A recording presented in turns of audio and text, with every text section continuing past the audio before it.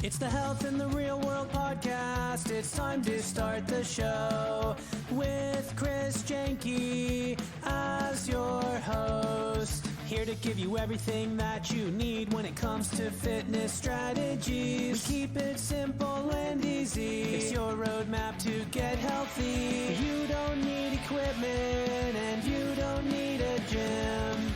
Just the right strategies to get you fit and trim. Welcome to Health in the Real World podcast. We are here today with Kevin Myles. Kevin, how you doing today? I'm doing good. Thank you for having me. Great. Yeah, my pleasure. Kevin, give an introduction to everybody here, just about where you stand in the fitness industry and your background. Cool. I've always been interested in fitness, and I started working in it in college. I've been a trainer off and on for over 40 years, but I actually wrote a book called The Diet That Works. And right now I own and operate a website called Body Sport. And it's basically a fitness information website.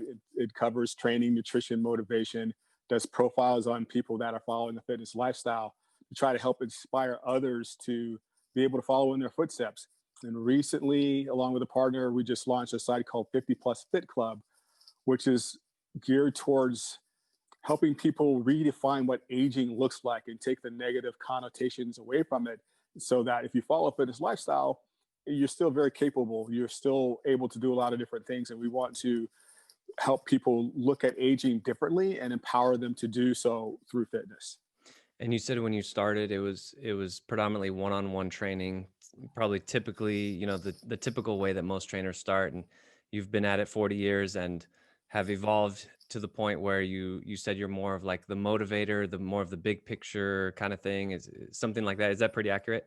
Yeah, that's accurate. I really didn't plan to go into fitness as a career. I was actually a criminal justice major, and I was just so interested in it myself and started doing natural bodybuilding shows and just love training. And as you're involved in this, there's always people asking you different questions and opinions. And I got into training people as I was working at Gold's Gym. I managed Gold's Gym for 8 years, and I started doing contest prep coaching and ultimately started teaching contest prep coaching to other trainers.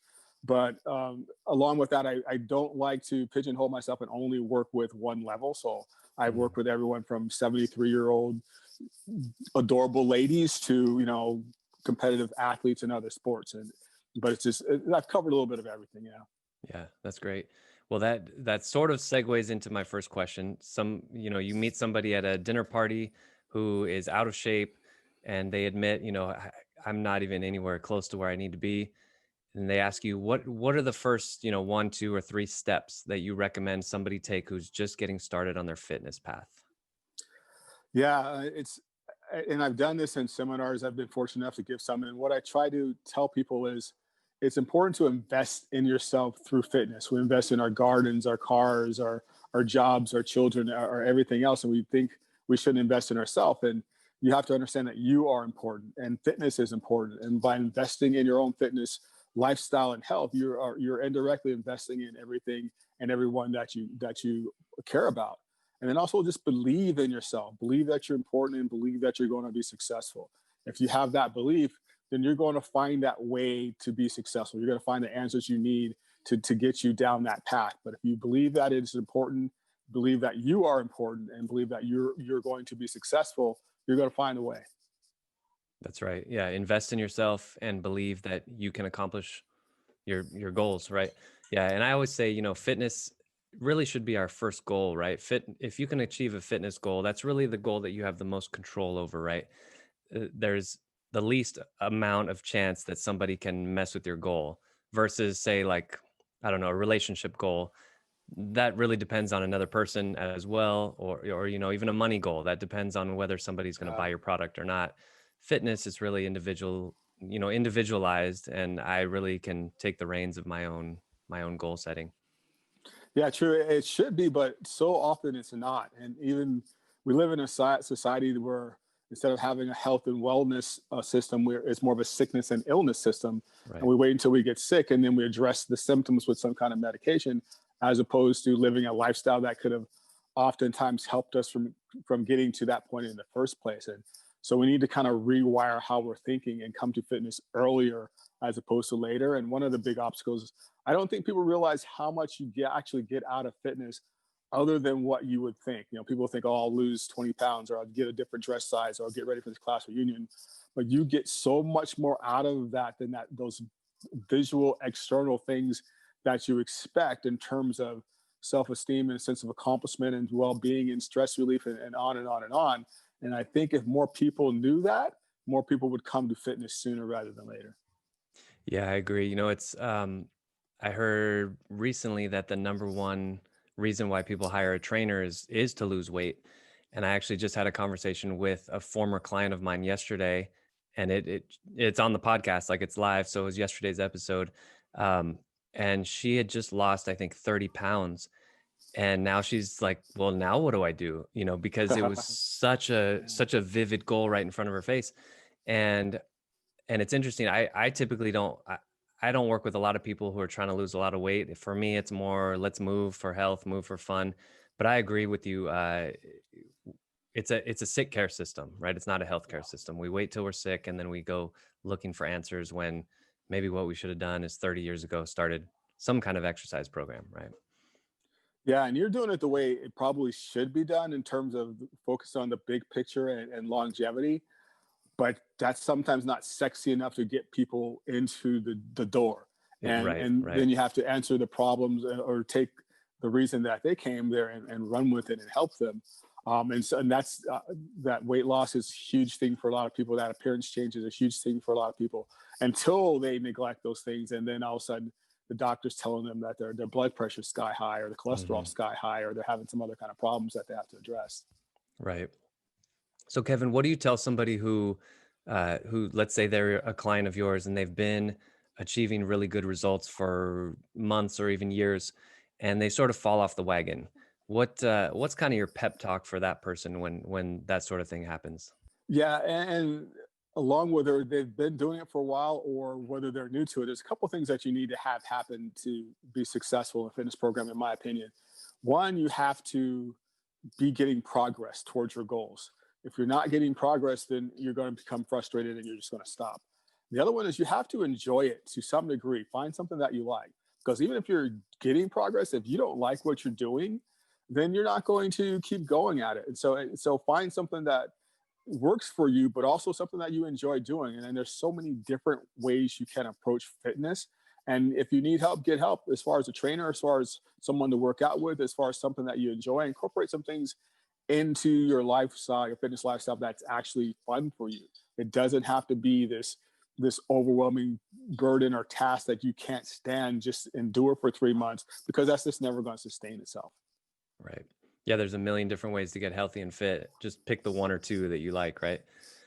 And I Sure. sort of tagging on what you said earlier about invest in yourself, right? Hiring a trainer. I know a lot of people would think, oh, that's too much money to spend on myself. But if you come at it from a perspective of, I am my first investment, maybe not, Yeah. I don't want to say most important, least important, whatever, but at least first investment. And once I'm, clicking on all cylinders, then I can be more to my family. I can be more to my community, and Exactly. I can give more in that regard. So, sometimes investing in that trainer who really knows what they're doing and can hold you accountable is really the ticket. Yeah, it could save you a lot of time, and it's in terms of trying to like figure it out as you go. There's people that have already figured out a lot of things and can guide you correctly.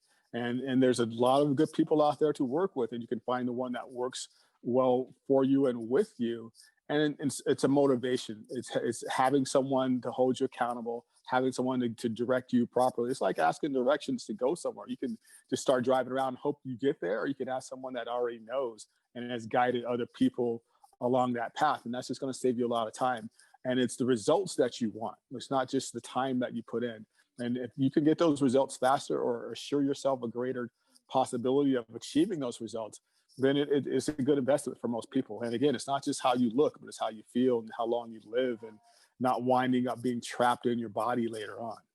Absolutely. So I think a lot of times though, there's a perception of personal trainers or fitness pros that somehow we are special or we know something that other people don't. And I like to really show people that, we're human too. We make mistakes. We have struggles.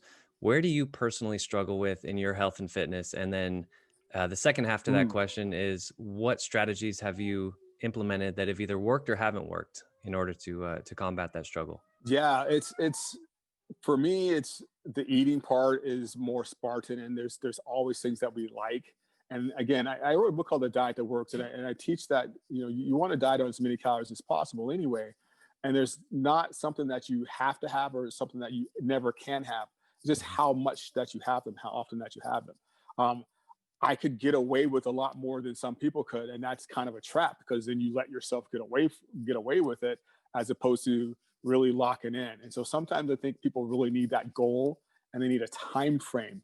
Those things are going to make it a lot more likely that you're going to be successful. If you don't give yourself a time frame or a specific goal, then it's more difficult to get the progress that you want. And I'm fortunate in that I really love training still. I'm 61 years old and I still love training as much as I did, when in my 20s. And so you don't have to be dedicated to something that you love. That part is easy for me. It's easier for me than a lot of people. But the eating part, then you have to pay attention to. And if you're trying to worry in terms of weight management, that can be the most critical part for most people. Right. Yeah. There's only so much passion you can have toward Brussels sprouts and lean meat and Yeah. plain rice and Exactly. Unless you're right. getting ready for something specific or Right. you've written down a goal that's concrete to you and not just winging it, Right. then it's going to be more difficult, more challenging for you. But if you give yourself those goals and you do what I call avoiding traps, keep those things that or you have problems with, like I don't want if I don't want a big bag of chips around because once the game's on, I'm in that big bag of chips and there we are. So but if I don't have a big bag of chips Yeah. around, then that's an easier thing to avoid. So Yeah, I love that, avoiding traps. I tell my clients, the only time you have to have self-discipline is at the grocery store. Because if you don't buy it, you're not going to eat it. It's yeah, impossible, right? yeah. Now the tough part is for say women or even men that have children and they have things Hmm. for their children or their spouse that maybe Sure. they necessarily aren't trying to eat themselves, but they like and they're there and they're available. So that's when that extra discipline comes in. And I can't find myself in that situation sometimes. But again, it's personal choice and it's know what you can get away with and the body's in charge. It's not how much I say I can have or you say you can have or your trainer says you can have. It's your body's going to tell you what is or isn't too much. And then Yeah. you're going to have to listen to it and work with it. Yeah, that's a good point. So, Kevin, we're going to finish up with going really big picture here. Let's say a university has hired you to give the commencement speech at the graduation, and you're giving a talk to young adults, 21, 22 years old, about life skills, different habits, different values, and just kind of big picture success principles. 1 to 2 minutes. What would you tell them? I would tell them that it's so important to believe in themselves and to have a balanced lifestyle and do things not just for yourself, but also for others. But also remind them that fitness is something that they do for themselves, but it also benefits others. People see what you do. Your children see what you do. Your spouses see what you do. Your friends and coworkers, they all see what you do. And if you can lead a positive example for them, that's going to fuel your goals and make what you do more meaningful for you, more impactful for them. Um, Fitness has gone through a big change recently with COVID and gyms closures and layoffs, and I actually think it's more important now than it was before because people are going to start to realize that there's a personal responsibility involved with taking care of yourself. And again, don't wait for the sickness, illness part of it. Go for the health and wellness part of it. And as much as the gym industry has changed, the pendulum is going to swing back the other way, and there's going to be a lot of possibilities and a lot of need for people with fitness information. Maybe some of it, more of it's going to be virtual. Maybe it's more of it's going to be informational. That's one reason I do like fitness education courses and do seminars, and that's why you do online training and stuff like that.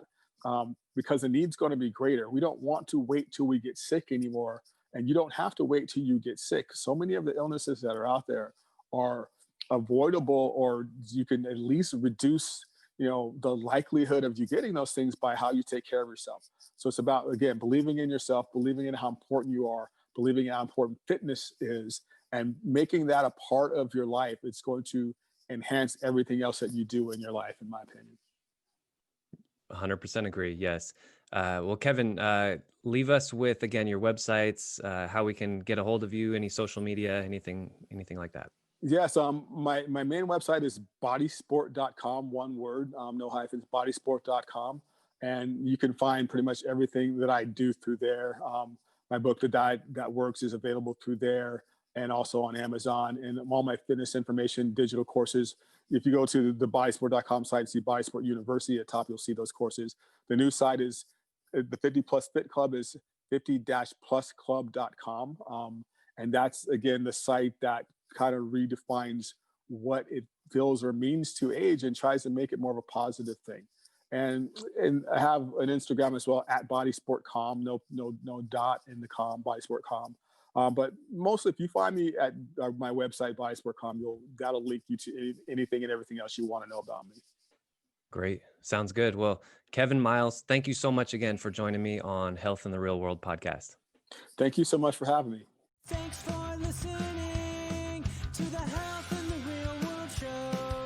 Make sure to like and subscribe and comment down below. Visit mycorebalance.com to learn more.